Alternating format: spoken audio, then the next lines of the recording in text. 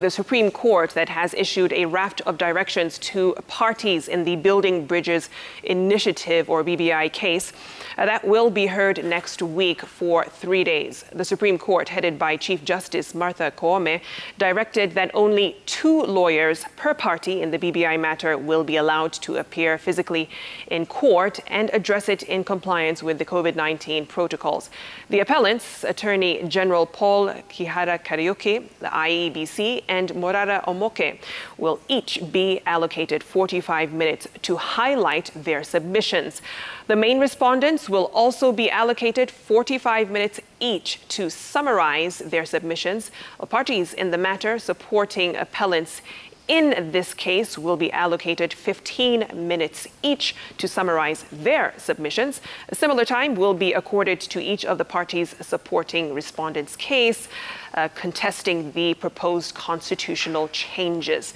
The appellants will have a second bite of the cherry with 10 minutes to respond to submissions made by the respondents.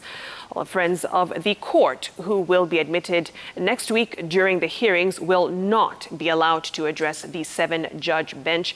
Well, the Kenya Human Rights Commission, Dr. Duncan Ojwang, Dr. John Ambani, Dr. Linda Musumba, and Dr. Jack Mwimali, who were admitted as friends of the court at the appellate court, will not be allocated time to highlight their submissions. Well, the judges in their orders issued Friday asked all the lawyers in the case to strictly observe allocated time, with microphones being switched off once their timer goes off. Now, there are 3 appellants, 80 respondents, and 8 friends of the court admitted in the BBI matter.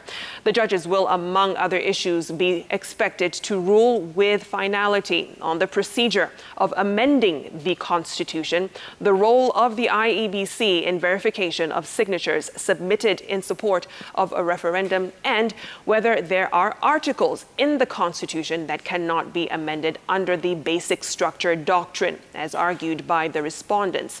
Arguments that were upheld by the High Court and the Court of Appeal.